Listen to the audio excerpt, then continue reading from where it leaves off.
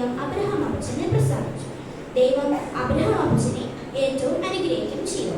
നാം അനുഗ്രഹിക്കപ്പെടണമെങ്കിൽ ദൈവത്തെ പൂർണ്ണമായും അനുസരിക്കണം. അനുസരിക്കുന്നത് യാഗത്തെക്കാളും ശ്രദ്ധിക്കുന്നത് മുട്ടാടുകളെ മേൽസിനേക്കാളും നല്ലത്. 1 ശമൂവേൽ 15:20.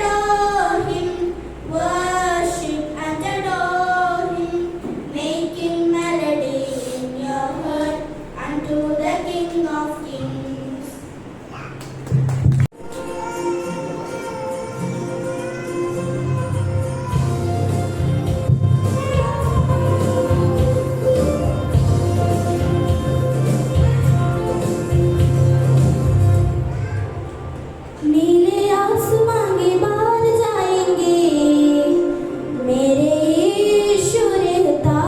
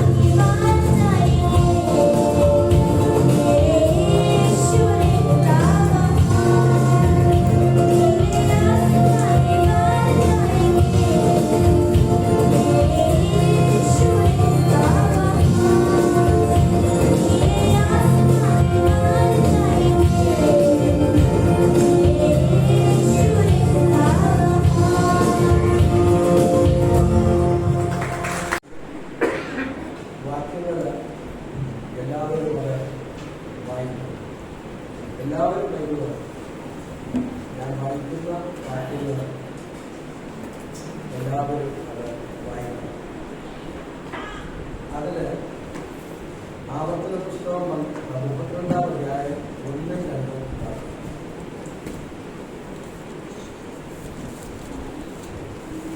ഒന്ന് വായിച്ചാണ്. ആകാശത്തിൽ ചെവി തരുക, ഞാൻ സംസാരിക്കും. ഭൂമിയുടെ വായുവാക്ക് കേൾക്കട്ടെ. മഴ പോലെ എൻ്റെ ഉപദേശം പൊഴിയും. എൻ്റെ വചനം മഞ്ഞു പോലെയും ഇളംപുലിന്മേൽ പൊടിമഴ പോലെയും സസ്യത്തിന്മേൽ ആര് പോലെയും ചെയ്യും. മതി. ഇത് വായിച്ചപ്പോൾ തന്നെ നമുക്ക് മനസ്സിലായി എന്ന് ഞാൻ വിചാരിക്കുന്നു. ഇത് സൺഡേ സ്കൂള് അധ്യാപകന്മാരോടുള്ള ബന്ധത്തിലും കുഞ്ഞുങ്ങളോടുള്ള ബന്ധത്തിലും മാതാപിതാക്കളുടെ ബന്ധത്തിലും അനുഗ്രഹിക്കപ്പെട്ടതായിരിക്കുന്ന സന്ദേശം ദൈവത്തിൻ്റെ ആത്മാവ് നമുക്ക് അന്തർലീനമായിട്ട് നൽകിയിട്ടുണ്ട്. നമുക്ക് ആദ്യത്തെ വാക്യം നോക്കുക. ആകാശമേ ചെവി തരിക, ഞാൻ സംസാരിക്കും. ആകാശത്തെ അതുപോലെ തന്നെ ഭൂമിയെ സാക്ഷി നിർത്തിക്കൊണ്ടാണ് ദൈവം സംസാരിക്കുന്നത്. ആകാശത്തെയും ഭൂമിയെയും ദൈവം സാക്ഷി നിർത്തിക്കൊണ്ടാണ് സംസാരിക്കുന്നത്.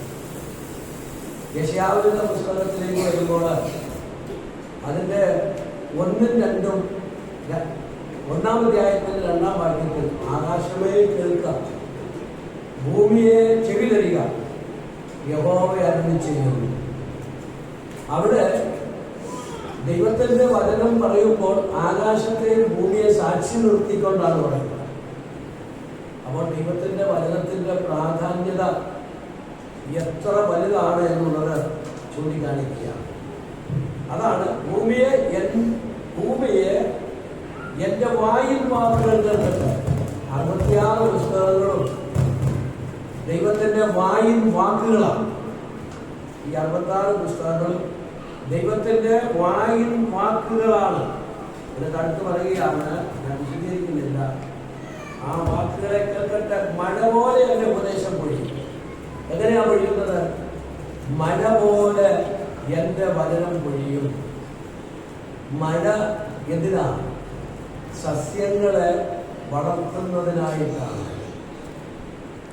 ദൈവവചനം എന്തിനാ? കുഞ്ഞുങ്ങളെ ആത്മീയമായിട്ട് വളർത്തുന്നതിനായിട്ടാണ്. മഴ പോലെ എന്റെ ഉപദേശം പൊഴിയും. എന്റെ അടുത്ത് നോക്കിയേ, എന്റെ വചനം മഞ്ഞ് പോലെയും.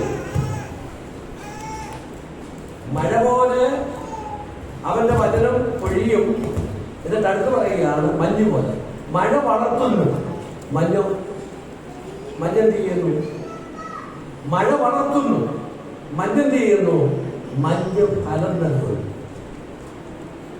ദൈവത്തിന്റെ വചനം നമ്മുടെ കുഞ്ഞുങ്ങളെ ചെറിയ പ്രായം മുതൽ പഠിപ്പിക്കുകയാണ് എങ്കിൽ അവരാത്മീയമായിട്ട് വളരുന്നു.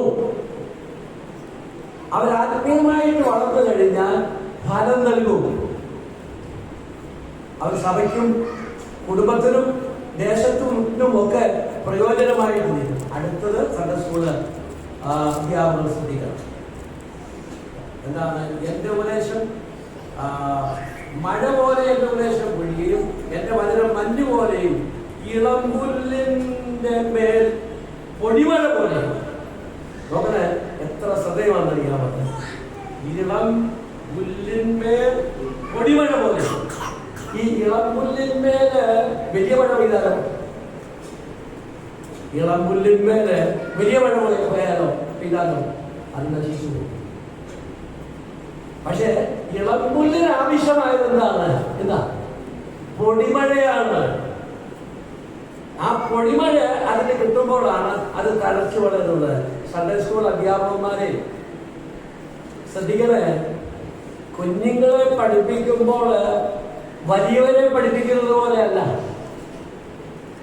പിന്നെയോ കുഞ്ഞുങ്ങളുടെ സ്വഭാവത്തോട് അനുരൂപമായി സമയത്ത് അവർക്ക് അവരുടേതായ ഭാഷയിൽ അവർക്ക് മനസ്സിലാകുന്ന നിലയിൽ വചനം അവരുടെ ഹൃദയത്തിൽ ചെല്ലത്തക്ക നിലയിൽ പഠിപ്പിക്കണം. നമ്മുടെ മനസ്സിൽ തോന്നുന്നതല്ല പഠിപ്പിക്കുന്നത്, വേറെ ദിവസം നിവർത്തി വെച്ചിട്ട് അങ്ങനല്ല പഠിപ്പിക്കുന്നത്. അതിന് പഠിപ്പിക്കുവാനുള്ളതായ സൺഡേ സ്കൂൾ പുസ്തകങ്ങള് വളരെ പ്രാർത്ഥനയോടുകൂടി സമർപ്പണത്തോടുകൂടി ദൈവദാസന്മാർ എഴുതിയിട്ടുള്ളൂ. നമ്മുടെ 10 ക്ലാസ് അത് വാങ്ങിച്ചുകൊണ്ട് വന്ന് അത് പഠിച്ച് ധ്യാനിച്ചിട്ട് ഈ ഇളം പുല്ലുകളായിരിക്കുന്ന ആ കുഞ്ഞുങ്ങളുടെ മേലെ പൊടിമഴ പോലെ പെയ്യുന്നു. അങ്ങനെ പെയ്യിക്കുമ്പോഴാണ് കുഞ്ഞുങ്ങള് വചനത്തിൽ വളരുന്നത്. ഒരു കാര്യം കൂടെ പറയാം, എന്റെ വചനം മഞ്ഞ് പോലെ ഇളമ്പുലിന്മേൽ പൊടിമഴ പോലെയും സസ്യത്തിന്മേൽ മാരി പോലെയും പെയ്യും. സസ്യത്തിന് എന്താ വേണ്ടത്?